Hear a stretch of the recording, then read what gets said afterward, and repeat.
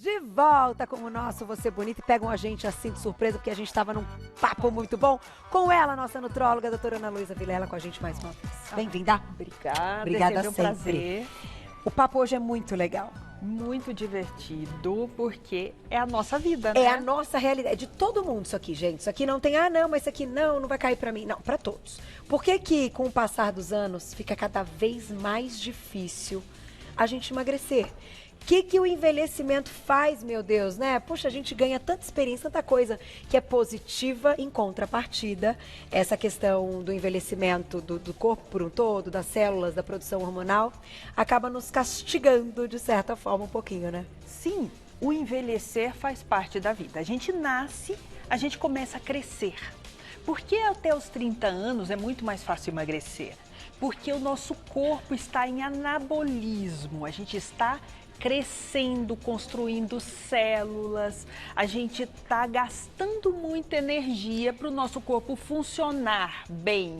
Tá. E estar no ápice. Aos 25 anos a gente chega a esse ápice hormonal e essa estabilidade que seria fundamental para a gente procriar, ter filhos, caçar, correr. Sim. Fazer tudo O que desde sempre da humanidade, dos homens das cavernas e tal, já faziam. Já faziam. A partir daí, aos 30 anos, o que muda? A gente não cresce mais. Lógico, as células estão sempre se reproduzindo, crescendo, mudando, mas o nosso catabolismo, o morrer, já começa a existir. A gente vai perdendo mais do que ganhando. Isso na produção hormonal. Também a nossa produção hormonal, ela chega no ápice e ela começa a cair. Eu não preciso de tantos hormônios para construir. Agora eu tenho que queimar o que eu fiz. Entendi. A partir dos 30, a gente sofre esse primeiro impacto, só que ele não é tão grande assim, principalmente para as mulheres. A gente ainda está produtiva, mas aí vai ficando um pouquinho difícil. Aí a gente tem o marco dos 35. Nos 35, a gente sente que a pele mudou, a gente começa a perder uma quantidade muscular muito maior. Isso é o metabolismo. O metabolismo é o quê? O tanto de músculo que a gente tem. E é claro que isso vai ao encontro do momento que você está vivendo também na vida pessoal, individual, que com o passar dos anos as responsabilidades aumentam. Quando você é criança, o nível de estresse é muito menor, não é? Não, lógico. O dia a dia começa a ser mais difícil, a gente tem o estresse, a gente trabalha muito mais, a gente é muito mais sedentário. 20% da nossa vida é regrada pelos nossos hábitos. 80% quem manda é a nossa genética. Então, juntando os dois, a gente pode ter uma vida mais longa e melhor. Mas a gente tem que sempre estar pensando dos dois lados. 20% é muita coisa quando a gente vai olhar numa carga junto a uma carga genética. Ela pode, no final, comandar tudo. Ela pode se você não fizer os outros 80 decisivos de forma positiva. Só que eu tenho duas dúvidas. A primeira, que é da minha diretora, ela perguntou o seguinte: se a gente chega aos 30 com um peso legal, um corpo considerado legal, saudável, enfim, não está acima do peso, isso já é um passo a mais dali para frente você conseguir manter? Sim, porque é mais fácil. Você precisa manter, não perder. Todas as vezes a gente tem a gente pode colocar em três parâmetros na nossa vida. Um é a gente necessitar de perder peso. Outro é a gente manter o peso e outro é a gente ganhar peso. Tá? Se a gente dividir isso em três patamares, quando a gente tem que perder, a gente tem que fazer muita força para isso. Porque a gente tem que comer muito menos, a gente tem que caprichar no exercício, a gente precisa de toda uma articulação para tal. Manter já é mais fácil, você pode dar sua quebradinha ali, você pode fazer um dia menos de exercício aqui, porque você tem que ficar no elas por elas, o que eu como eu gasto. Tá. Ganhar peso, você também vai ter que fazer um esforço, desde que esse esforço seja controlado para tal. E esse peso sempre tem que vir às custas de massa magra. Então, por isso o trabalho. Por isso o ganho de massa magra. O ganho de massa magra é um peso saudável. Lógico, se você quiser ganhar gordura, é muito simples. Só parar de fazer tudo e começar a comer. E a gordura é bem fácil. A gordura é muito fácil. Eu vou colocar perguntinhas do público. Vamos colocar uma na tela e eu vou deixar uma minha também. Olha lá. Quem escreveu pra gente? Já vamos começar tudo isso aqui, porque isso aqui é um papo muito bom. Na tela. Obrigada, Gabi. Beijo pra você. É verdade que se uma pessoa fica 10 anos com o mesmo peso, ela ganha peso com menos facilidade? E aí eu já vou engatar uma pergunta com essa, que é aquela questão da memória que o nosso corpo tem, né, daquele peso, diria, ideal. Quais hormônios... Ai, adoro hormônios, isso aqui é a parte preferida dessas pautas. Quais hormônios estão envolvidos na questão positiva e na questão negativa? Ou seja, depois dos 30, dos 35, dos 40 e assim pra frente, quais são os hormônios que estão ali mais em crescimento, que nos sabotam? Eu acho importante a gente saber disso. O estrógeno é o grande vilão e o grande amigo. Sério? Sim. Como que ele pode ser vilão e amigo? Ele protege as mulheres de várias doenças. Enquanto a gente tem uma quantidade legal de estrógeno, a gente é protegido de ataques cardíacos, a gente tem uma proteção celular um pouco maior. E ao mesmo tempo, ele ajuda a guardar aquela gordurinha, aquele excesso de gordura de guarda, aquele corpinho, não maçã, mas o corpinho pera, que tem quadril. Entendi. É aquele corpo feminino. A testosterona é o grande amigo de todos, por isso que é um hormônio totalmente contraditório, porque ele faz músculo. Musculatura é atividade, musculatura é perder. Tá? Aí nisso, esses são os primordiais. Aí nisso a gente tem o DEA, que é precursor desse, que chega naquele. Mas são os grandes hormônios da humanidade, entre mulheres e homens. E a progesterona, doutora? A progesterona também. E hoje em dia a gente tem um porém na progesterona, porque ela é muito consumida nos anticoncepcionais. Então a gente tem um adendo, um extra de progestágeno aí. E para algumas mulheres ela pode acarretar também um ganho, principalmente celulite. Para outras não, porque a gente já tem esse hormônio, depende do quanto sobe e do quanto desce. Entendi. Por isso que a gente é muito individual, até principalmente nessa parte hormonal. E o no quanto ganho de peso. E aqui, né, em cada um, tem gente que vai acumular mais gordura nessa região, tem gente que vai acumular mais gordura no abdômen. Aí entra os 80% da genética, que a gente tem que entender também a genética, nossa genética familiar. Se a gente tem uma história familiar de problemas cardíacos, gordura visceral, abdominal, gente, esses 20% são fundamentais para a gente ter uma vida boa. É verdade. Agora, e a perguntinha da Gabi, dos 10 anos? Então, existe essa memória do nosso corpo? Quando a gente nasce, a gente já vai criando uma memória celular. E essa memória celular é a memória que a gente vai trazer para a nossa vida toda. Tá? Então, se a gente faz uma célula de gordura, essa célula simplesmente não some. Ela vai estar lá, ela pode estar murcha quando a gente emagrece. Entendi. Mas ela pode encher em um determinado momento da vida. Se teu corpo conhece um corpo magro, cheio de músculo, é muito mais fácil dele reconhecer isso por um longo tempo. A gente fala que a gente tem que manter um peso pelo menos 1 ano, 2 anos, para o corpo reconhecer que isso não é perda. Que coisa, né?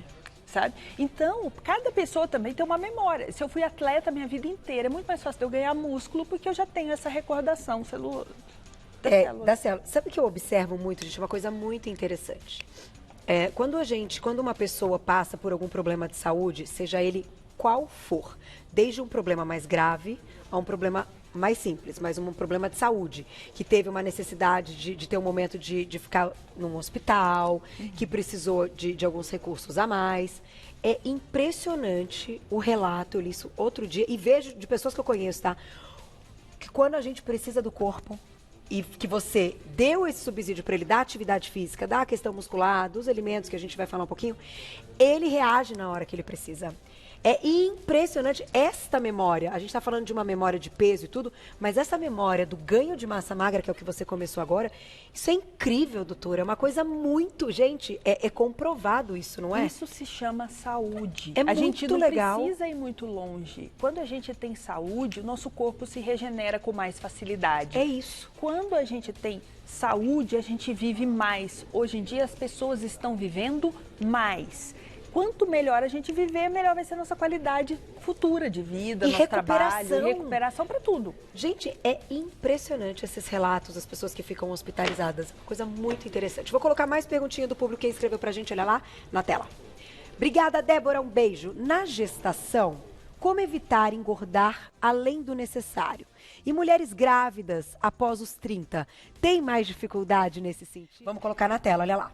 Na gestação, como evitar, então, engordar além do necessário? E mulheres grávidas após os 30?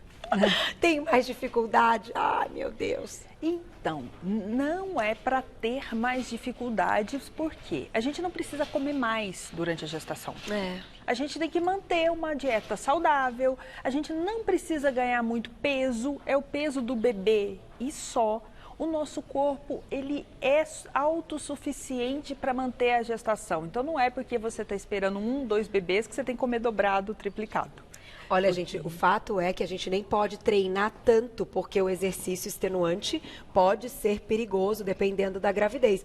Então, eu arriscaria dizer que você tem que comer igual ou até um pouquinho menos e suplementar, porque senão realmente engorda. Sim, não, durante a gestação você tem que...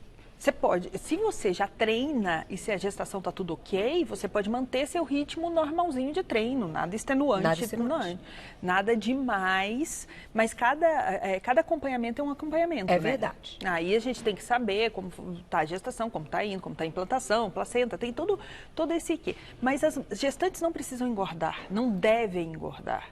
Você tem alguma recomendação, não só para a questão nesse momento da gestação, mas dá para dizer que, poxa, é uma discussão tão ampla essa da contagem da caloria do dia, ter uma ideia disso. Queria que você contasse sua visão, doutora.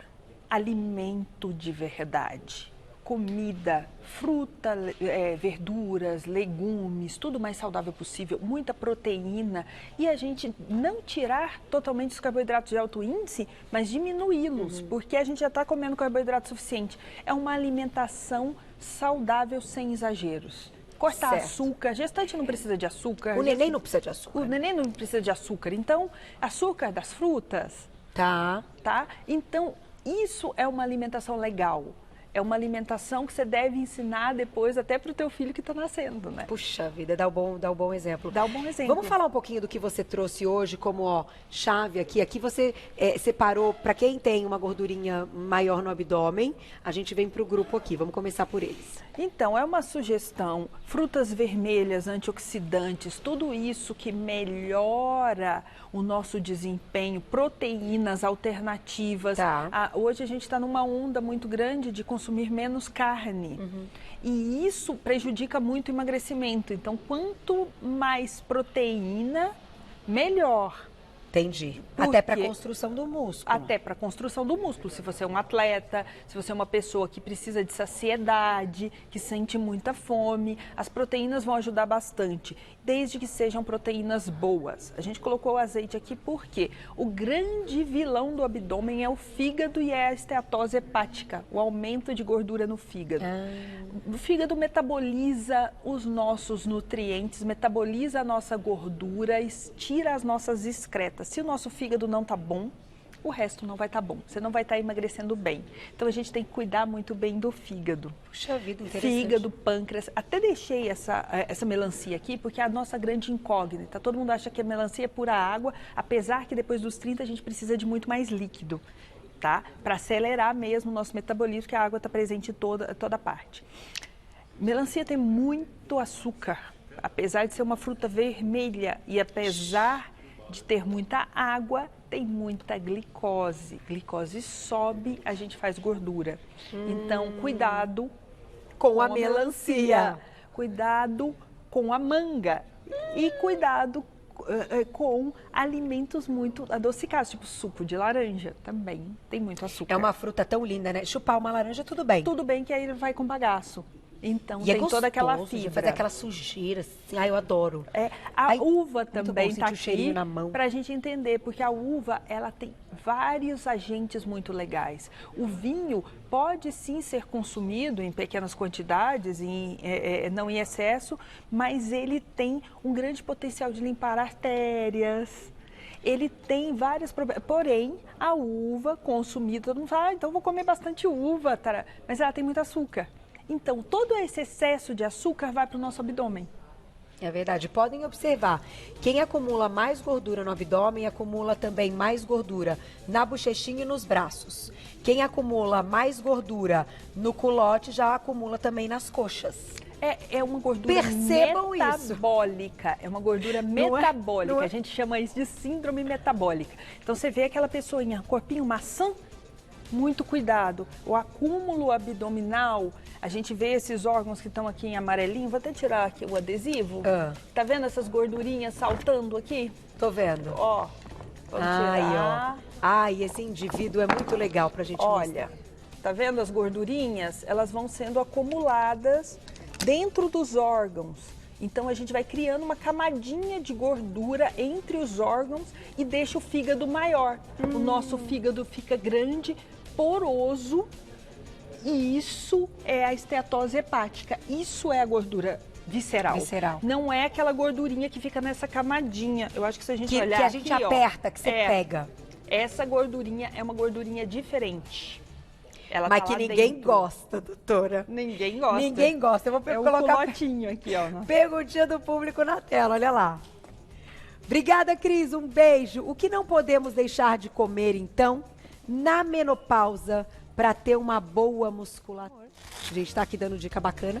Vamos lá, perguntinha. Vamos falar de menopausa? Vamos falar de Importante, a menopausa. Cris já colocou aí uma questão.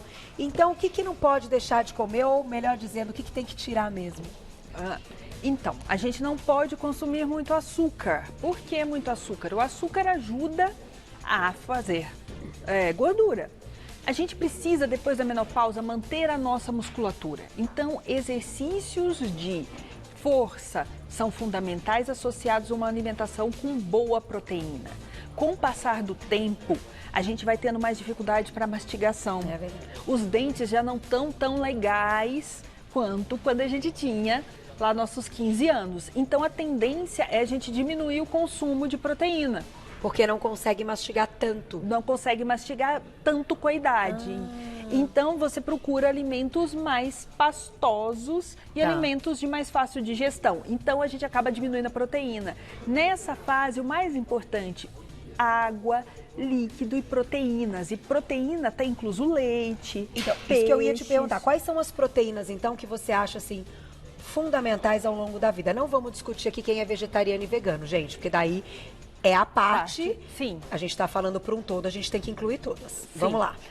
O leite, importantíssimo porque fonte de cálcio. E por mais que a gente suplemente, nada é igual à fonte natural. Perfeito. Então, o cálcio é muito importante e o leite é uma fonte boa de proteína. Para quem tem dificuldade de mastigação, é uma ótima opção. Show. Porque a gente tem queijo branco, iogurte, tem muita coisa que pode consumir. Hoje tem uns iogurtes maravilhosos, hein? Uma coisa muito legal. Peixe e carne branca. Muito legal também porque fácil mastigação. Perfeito. Tá? E tem Molinho. óleos bons e tem fonte também de proteína. Certo. Tá? E uma O ovinho não tá aqui, mas o ovo é legal também. O né? ovo é muito legal, não tá aqui, mas também uma proteína barata, principalmente a clara do ovo. É uma proteína barata, super saudável e que a gente pode sim consumir. Tem aquela briga eterna, né? O ovo é bom, o ovo é ruim, quantos ovos eu posso, eu não posso. Hoje não tem nada falando que a gente não pode consumir gema, mas a gente diminui um pouquinho a gema, porque ela é onde está a maior gordura do ovo e a gente consome mais a clara. Várias receitinhas legais que podem ser usadas, omeletes e tal.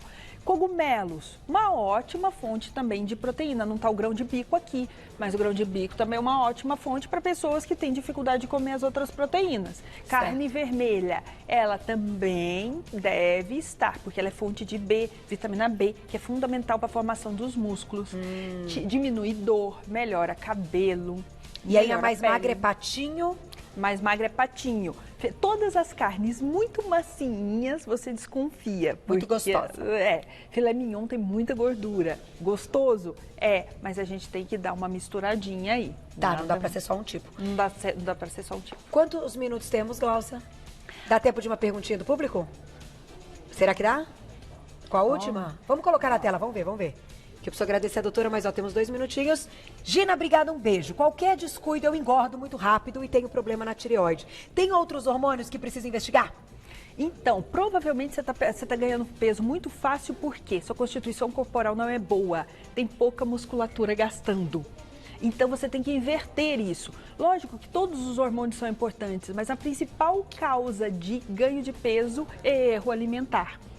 A nossa tireoide, se ela está controlada, você é uma pessoa normal. Você está tomando um remedinho, que já você é uma pessoa normal. Controla tudo. Então, investigar o todo, né? Investigar o todo e fazer uma bioimpedância. Saber o quanto você tem de gordura no corpo. Se tiver acima de 30%, opa, a luzinha acende. Se tiver abaixo de 25%, que delícia, você está muito bem. Ó, legal isso. E encerrando, eu acho que é um assunto para uma outra pauta que a doutora está sempre convidada. O que emagrece no final das contas? Atividade física é super importante, como você colocou. O que emagrece é dieta, né, doutora?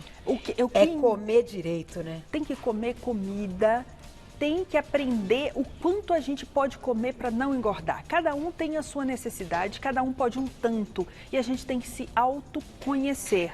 A gente não precisa se privar, mas a gente precisa de conhecimento e fazer boas trocas. Boas trocas fazem um bom corpo. É isso aí. Obrigada mais uma vez. Ela é espetacular. Vai lá, escreve para ela, tira dúvidas. @doutora, abreviado, Ana Luísa Vilela, tudo junto. @doutora, abreviado, Ana Luísa Vilela. O site doutoraanaluisavilela.com.br. Obrigada pelo carinho, pela audiência. A gente se vê às 22h30 no segundo horário do Você Bonita. Beijo. Até amanhã, gente.